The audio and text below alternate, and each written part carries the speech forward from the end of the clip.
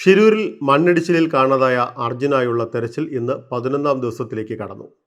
കാലാവസ്ഥ അനുകൂലമായി ഗംഗാവലി പുഴയിലെ അടിയൊഴുക്ക് കുറഞ്ഞാൽ നേവി സംഘം പുഴയുടെ അടിത്തട്ടിൽ പരിശോധന നടത്തും. നിലവിൽ പുഴയിൽ 6 മുതൽ 8 വരെ നോട്ടാണ് അടിയൊഴുക്കിൻ്റെ ശക്തി. ഗംഗാവലി പുഴയിലെ ശക്തമായ ഒഴുക്കാണ് ദൗത്യത്തിന് വെല്ലുവിളിയായി നിലനിൽക്കുന്നത്. ഗംഗാവലി ആർത്തലച്ച് ഒഴുകിക്കൊണ്ടിരിക്കുകയാണ്. ഇത് ഡൈവിംഗ് സംഘത്തിന് പുഴയിലിറങ്ങാൻ ബുദ്ധിമുട്ട് സൃഷ്ടിക്കുന്നു. ഇതിനിടെ സംസ്ഥാന മന്ത്രിമാരായ PA മുഹമ്മദ് റിയാസും AK ശശീന്ദ്രനും ഷിരൂരിലേക്ക് തിരിച്ചു.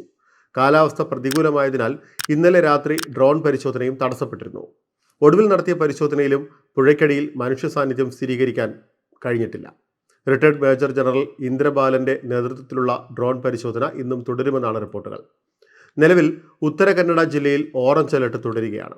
ഇതിനിടെ ഷിരൂരിലെ മണ്ണിടിച്ചിലിൽ അകപ്പെട്ട അർജുന്റെ കുടുംബത്തിന് നേരെയുള്ള സൈബർ ആക്രമണത്തിൽ അന്വേഷണം ഊർജിതമാക്കി പോലീസ്. വ്യാജ വീഡിയോ പ്രചരിപ്പിച്ചത് 2 സോഷ്യൽ മീഡിയ അക്കൗണ്ടുകൾ വഴിയാണെന്ന് പോലീസ് കണ്ടെത്തി. കർശന നടപടി ഉണ്ടാകുമെന്ന് അർജുന്റെ കുടുംബത്തെ സന്ദർശിച്ച ശേഷം മന്ത്രി PA മുഹമ്മദ് റിയാസ് പ്രതികരിച്ചു.